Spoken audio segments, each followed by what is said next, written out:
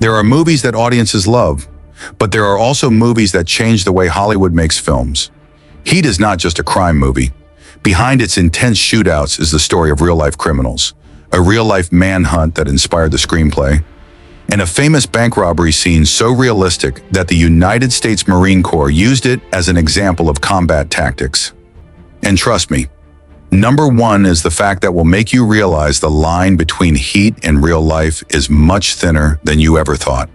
Today we are going to explore 20 weird facts about Heat, 1995.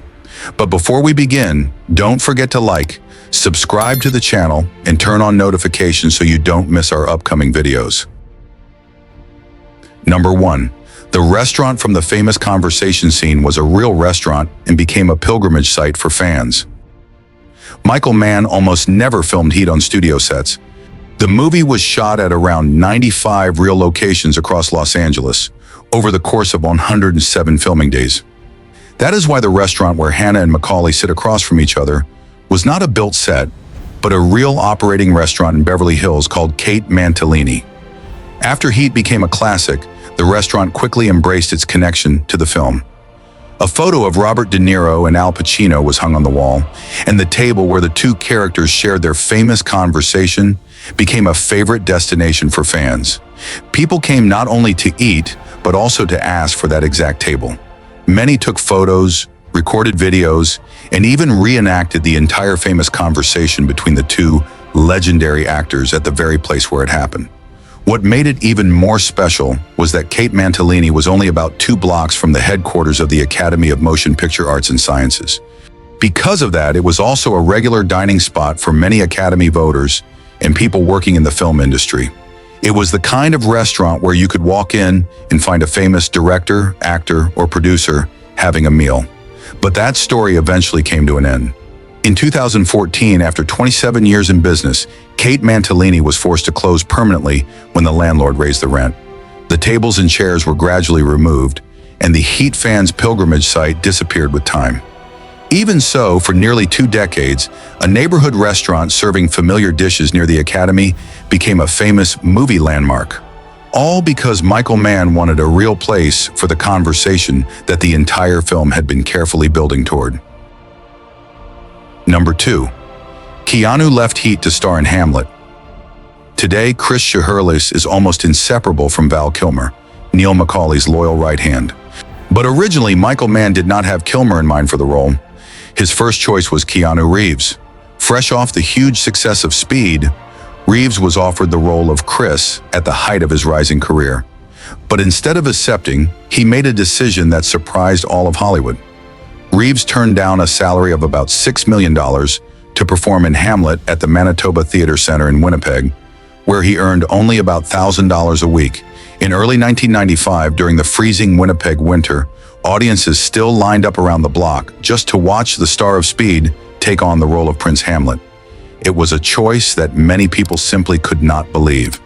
Just imagine having to tell your agent that you were turning down the chance to act alongside Robert De Niro and Al Pacino, while also walking away from a $6 million paycheck, just so you could step onto the stage every night and say the famous line, "To be or not to be." That decision forced Michael Mann to quickly find a replacement, and the actor chosen was Val Kilmer. Coincidentally, Kilmer had just finished Batman Forever and almost immediately moved on to Heat. In the very same year, he went from wearing the Batman suit in Gotham to becoming a professional bank robber on the streets of Los Angeles. In the end, everything worked out perfectly. Keanu Reeves had the opportunity to take on one of the most challenging roles in the theater world, while Val Kilmer delivered one of the finest, coolest, and most captivating performances of his career. To this day, whenever people mention Chris Shiherlis, most audiences can only picture Val Kilmer with that signature blonde hair.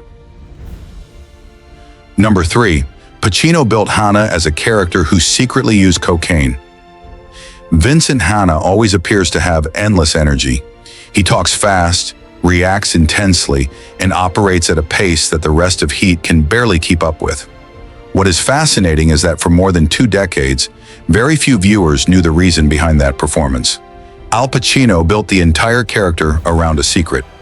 In his interpretation, Hanna used cocaine. Pacino believed that a detective in the robbery-homicide division would be working non-stop, getting almost no sleep, hunting criminals day and night while his marriage was falling apart. Under that kind of pressure, the character needed something to keep his energy up. However, Pacino did not want Hannah to be portrayed as an out-of-control addict. He imagined the character as someone who was only chipping, meaning he used cocaine only occasionally as a way to cope. According to Pacino, that explained why Hannah could shift from calm to explosive in just a few seconds, or constantly deliver lines with such intense energy. Every bit of it was a deliberate acting choice, not improvisation. Michael Mann even filmed scenes to make this detail clear. Pacino later revealed that there was a sequence showing Hannah using cocaine before entering the nightclub. Mann also confirmed that he filmed a scene in which Hannah used a small knife hidden behind his belt to take cocaine. It was a detail that fit Vincent Hanna's personality perfectly. However, during editing, Michael Mann decided to remove all of those scenes because he felt they made the idea too obvious. Even though the scenes were cut, Pacino's performance remained unchanged, so Hannah's unusual energy is still present throughout the film. What makes this even more interesting is that the entire idea came from Al Pacino himself. The real-life detective who inspired Vincent Hanna never used drugs. The secret was not revealed until around 2016, when Pacino casually mentioned it during an Academy screening moderated by Christopher Nolan, before explaining it in greater detail on Mark Maron's podcast. Number 4. The gunfire in the famous shootout is the real on-set sound. If you ever watch Heat, try turning the volume up. The downtown Los Angeles shootout does not just leave audiences breathless, it also shook the entire area while it was being filmed. Nearly 30 years have passed, yet that shootout still sounds different from almost every other action movie, and that was no accident. Michael Mann was determined not to fake the sound for this crucial sequence. Normally, shootout scenes are filmed with blank ammunition, and the post-production team later replaces all of the gunfire with sound effects from a pre-existing library. But Michael Mann did not like that approach. To him, those sounds were too clean, too polished, and sounded more like a movie than real life. Instead, he decided to keep the real gunfire recorded on location. Throughout filming in downtown Los Angeles, the crew placed multiple microphones around the area to capture the exact sound of every blank round echoing between the tall buildings. The streets, surrounded by glass, steel, and concrete, created a natural echo that almost no recording studio could reproduce perfectly. Every gunshot bounced off the buildings, echoed down the avenues, and created a level of realism that was almost unsettling. That was also Michael Mann's filmmaking philosophy. While many directors simply wanted to create a spectacular shootout, he wanted the audience to feel as if they were standing on that very street corner at the exact moment the first shot was fired. Number 5. There was only one coffee meeting for Pacino and De Niro. For decades, audiences had been waiting to see Robert De Niro and Al Pacino face each other in the same scene. Heat finally made that happen, and the two actors decided that the moment should happen only once. They refused to rehearse the coffee shop scene. The idea came from Robert De Niro, who believed the confrontation would feel more authentic if every emotion remained fresh. Michael Mann and Al Pacino agreed. The three of them only discussed the characters, their motivations, and read through the script a few times before stopping until the cameras rolled. The version seen in the film was largely taken from the 11th take. Because they never rehearsed the scene, every glance, movement, and moment of silence between Macaulay and Hannah felt completely natural. The two actors constantly watched, studied, and reacted to each other in real time, creating extraordinary tension without the need for unnecessary dialogue. For most directors, this approach would have been a huge gamble, but Michael Mann ended up capturing one of the greatest dialogue scenes in movie history. What makes it even more remarkable is that the scene contains almost no action. There are no gunshots, no fight, just 2 cups of coffee and a conversation. Yet the tension it creates is so powerful that many audiences remember it even more vividly than the legendary downtown Los Angeles shootout that follows. Number 6. Al Pacino improvised the great ass line on the spot. Heat runs for nearly 3 hours and is filled with memorable lines, but the quote audiences remember the most is just 6 words long, and it was something Al Pacino came up with while the cameras were rolling. Because she's got a great ass. In the original script, this was simply a routine interrogation scene. Vincent Hanna is putting pressure on Alan Marciano, played by Hank Azaria. At the time, Azaria was not yet a well-known name, even though he would later become one of Hollywood's most celebrated voice actors.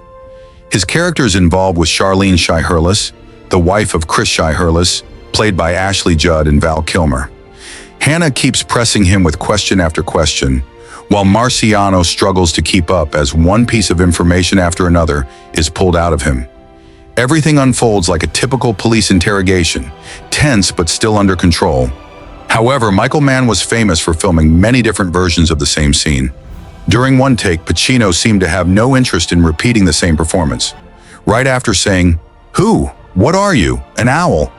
he suddenly shifted from restrained anger into a furious outburst and screamed directly at Marciano. "Because she's got a great ass, and you got your head all the way up it." What makes the moment even better is that Hank Azaria had no warning at all. His stunned blink, his quiet "Jesus," and the confused expression on his face as he stood less than a meter away from us shouting, "Al Pacino," were all completely genuine reactions. Azaria later admitted that Pacino genuinely frightened him, and Michael Mann decided to keep the moment because he knew no actor could recreate a reaction that authentic.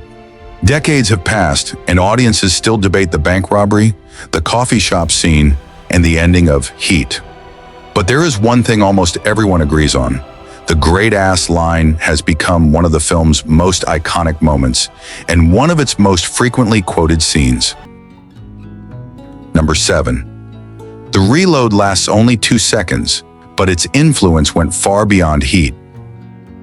Most audiences remember the bank robbery in Heat because of the intense gunfight, the thunderous rifle fire, and the chaos in the middle of Los Angeles. But for tactical instructors and firearms enthusiasts, the most unforgettable moment lasts only about 2 seconds: Val Kilmer's reload. The scene takes place as the crew is retreating from the bank. Chris Shiherlis is laying down covering fire to hold back the police when his rifle suddenly runs dry. In one smooth motion, Val Kilmer drops the empty magazine, pulls a fresh one from his tactical vest, inserts it into the rifle, racks the bolt, and immediately resumes firing. Most impressively, his eyes never leave the target throughout the entire sequence. That level of skill was no accident. Before filming began, Michael Mann put the cast through months of tactical training with 2 former British SAS soldiers, Andy McNabb and Mick Gould. Reload drills, movement, and team coordination were practiced over and over until the rifle became almost like an extension of Val Kilmer's body. Michael Mann's goal was very clear. He did not want the actors to look like they were pretending to handle weapons. He wanted them to use their rifles like people who had trained with them thousands of times. Every movement had to become instinctive, with their eyes always focused forward instead of looking down at the weapon. The impact of this scene became so great that a famous military story later emerged. The version most often repeated claims that the United States Marine Corps used this very clip to demonstrate proper reloading technique to new recruits. There is even a story about an instructor shouting, "If you can't reload that fast, you might as well go home." Although that story has been told in many different versions, one thing is rarely disputed. Val Kilmer's reload is remarkably realistic. After months of training, he created a moment that lasts only 2 seconds, yet it is discussed by firearms and tactical experts almost as often as Heat's legendary shootout itself. Number 8. The criminals in Heat actually existed. The breathtaking shootouts, the A-list cast, and the nearly 3-hour runtime are pure Hollywood filmmaking. But what truly sets Heat apart is that many of its characters were based on real people. Michael Mann built the film around the investigations of Chuck Adamson, a Chicago detective who spent years tracking professional criminals. Adamson became the inspiration for Vincent Hanna, the detective played by Al Pacino, a man who seemed to live on cigarettes and slept only about 3 hours a day. Even more remarkably, the master thief played by Robert De Niro was also based on a real man named Neil McCauley. Michael Mann kept the character's name almost unchanged. In real life, McCauley was an exceptionally disciplined criminal who spent about 25 years going in and out of prison, including time at Alcatraz. According to Chuck Adamson, he never acted impulsively, never liked drawing attention to himself, and always kept his emotions under control. For Macaulay, robbery was simply a profession that he had mastered through years of experience. It was that cold, disciplined professionalism that made his Heat counterpart so quietly terrifying. Even Waingro was not a completely fictional character. He was based on a real criminal from one of Adamson's case files. In real life, the man betrayed a criminal crew in Chicago and eventually paid the price. According to Michael Mann's commentary, he was hunted down and was later found dead on the other side of the Mexican border, his body locked inside a shack. To this day, no one knows for certain who was responsible for his death. Michael Mann has long been regarded as one of Hollywood's most meticulous crime filmmakers. And what makes Heat so haunting is that many of its most disturbing details did not come from his imagination. They came directly from real criminal cases. Number 9. The cast did their homework with real criminals.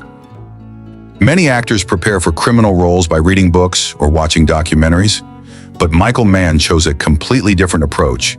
He brought his cast face-to-face with real criminals.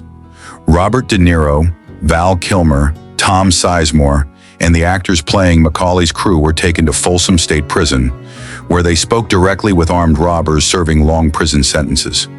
After that, they even had dinner with professional thieves and former convicts around Los Angeles. The actors observed the way they behaved, the way they quietly scanned every room, and the way they talked about robberies as casually as if they were discussing their everyday jobs. Guiding them through the entire process was Edward Bunker, a notorious former criminal who spent years in prison before becoming a celebrated novelist. Michael Mann asked the cast to read Bunker's novel No Beast So Fierce and brought him in as a consultant so that every skill, procedure, and way of thinking shown by the robbery crew would be as authentic as possible. Mann admired Bunker so much that he even based the character of Nate, played by Jon Voight, on him. On the police side, Al Pacino and the actors playing the investigation team trained in much the same way. They met with real detectives from the Los Angeles Police Department, had dinner with them and their families, took part in mock interrogations, and spent hours observing how real investigators worked when they were away from the courtroom and the cameras. Michael Mann himself also accompanied police officers during real shifts to study the small details that most directors would have overlooked. By the time Heat finally began filming, both sides, from the robbery crew to the police force, had spent more time learning from real people than sitting down to read the script. Number 10. Amy Brenneman did not want to be in Heat at first.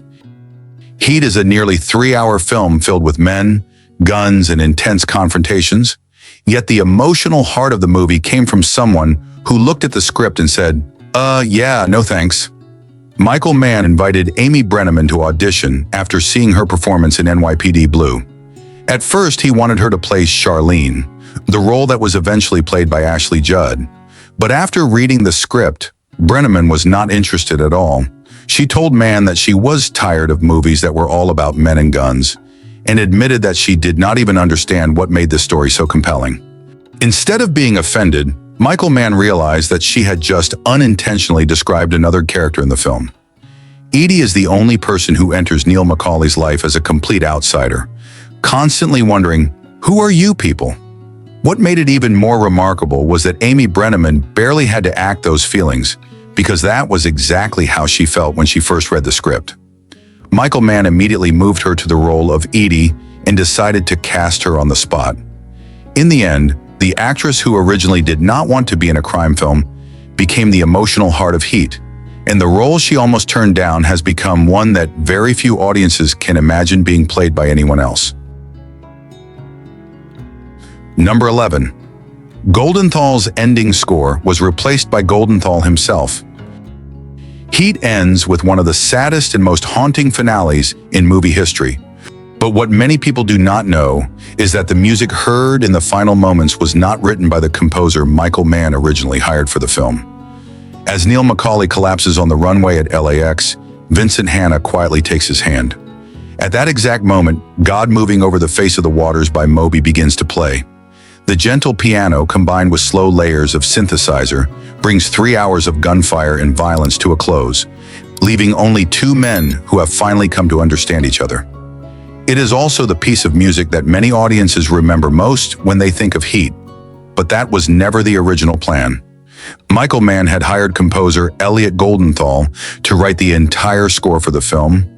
Goldenthal even composed a special piece for the ending, titled Hand in Hand. He carefully crafted every note to accompany the moment when Hannah kneels down and takes Macaulay's hand beneath the lights of the airport. It was a piece that Goldenthal himself was especially proud of. However, during post-production, Michael Mann happened to hear Moby's composition and immediately felt that it captured the emotion he wanted more effectively. In the end, Mann decided to remove Goldenthal's score from the most important scene in the entire film. Fortunately, Goldenthal did not let the piece disappear. He revised Hand in Hand, removed the electric guitar, cut the bagpipe section, and reused it in the 1996 film Michael Collins. As a result, the music originally written for the ending of Heat was finally heard by audiences, just in a completely different movie. Number 12. Even in prison, Kevin Gage could not escape the name Waingro. Waingro is the ticking time bomb of Heat, the man who ruins a perfectly planned operation. Because of his recklessness and lack of self-control, what should have been a clean armored car robbery turns into a bloody massacre. Kevin Gage played the character so convincingly that many viewers felt even the professional thieves in the film were more trustworthy than Waingro. Ironically, years later, that role followed him into real life. In 2003, Kevin Gage was sentenced to 41 months in prison for growing marijuana. What made the case unusual was that the marijuana had been grown under a medical license issued by the state of California, at a time when San Francisco authorities were relatively open to the medical use of marijuana. However, federal law did not recognize California's regulations, and prosecutors decided to pursue the case anyway. Once he entered prison, almost no one called him by his real name. Correctional officers and inmates alike called him Waingro, the name of the villain from Heat that almost everyone there had seen. It was a strange twist that the most hated criminal in a movie filled with criminals ended up living with that very nickname inside a federal prison. Fortunately, Kevin Gage was nothing like Waingro in real life. He remained calm, followed the prison rules, and had an excellent record while incarcerated. As a result, Gage was released after about 2 years, significantly earlier than his original 41-month sentence. There were no betrayals, no shootouts, and none of the chaos that defined his character in Heat. The only thing that stayed with Kevin Gage after the film was the nickname Waingro, a name that even he probably never imagined would follow him behind prison bars.